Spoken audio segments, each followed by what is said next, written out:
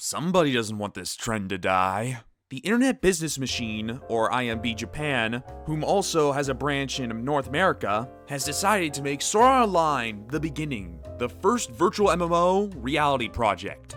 This series just doesn't want to give up. It does not want to get on its knees and die. Now, I don't want to start out a little negative around here. Let's actually just look at the articles and see what we have. Apparently, IMB Japan, as I said previously, is asking for applications and such to get people hired into this project to make a virtual reality MMO similar to Sword Art Online, bringing the awesomeness of the Sword Art Online light novel series. With Reki Kawahara in the helm working with it, who is the creator of the series itself, saying that it will be completely different from any game experience so far. So he thinks not using a controller is completely different from any game experience so far. I'm sorry, I need to hold my tongue a little bit. If we ignore that whole contradictory thing about not using a controller, the project is going to be using a cognitive system that supports human decision making as well as soft layer IBM's high performance cloud systems that produce the ambience of a real world. Kind of like how real and thriving the light novel and anime series represented it all. Ow. Okay, think back to positive thoughts. Okay. This is new. Kinda.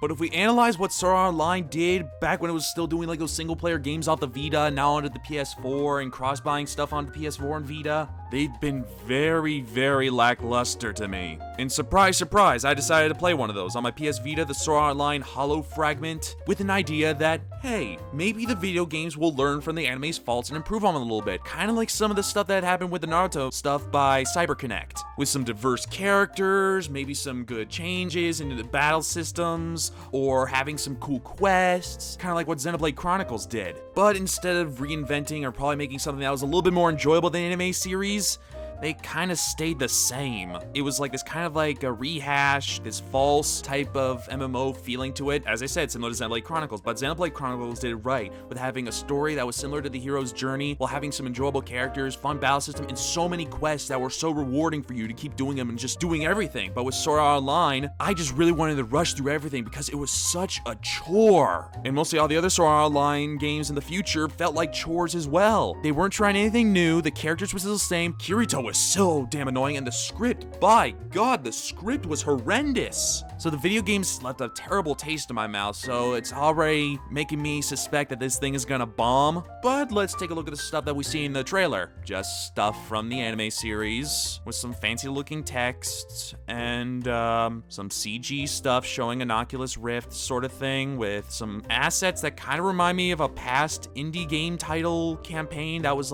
with some person that was trying to recreate this as well, and nothing much else. Okay then.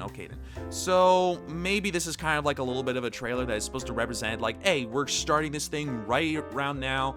We don't really have anything to show you for you, but this is what's going to be happening. I mean, this is a little bit of what we got that we're going to be showing, which may seem a little bit fair, but as I said before, the video game series has been very stale. It's a bad representation of what Sword Art Online would be as a video game, and this VR stuff is probably just going to make it a little bit worse. And I'm just being considerate saying it's going to be a little bit worse. And I still think the VR craze is still in its infancy. Like this whole trend is basically from the whole thoughts back when everyone was nostalgic about VR back in the 80s or 90s, seeing all these sci-fi stuff, and back then they developed stuff for it. It was kind of bad, but it was still something, though the market didn't really agree with it. But now the market is kind of agreeing with it, even though some of the headsets are super expensive, and this is more of a novelty instead of something necessity for the evolution of video games. And it makes sense for SAO because they're still trying to milk this cash cow, thinking that people would want to play a VR MMO of SAO, when I would rather want to play one with Dot Hack Sign or Log Horizon, with you guys and gals knowing I'm a huge fan of those two titles, and those are my favorite representations of VR stuff. But with how this is going, and some fans that already been making up with this idea, probably spending years on working on VR stuff, and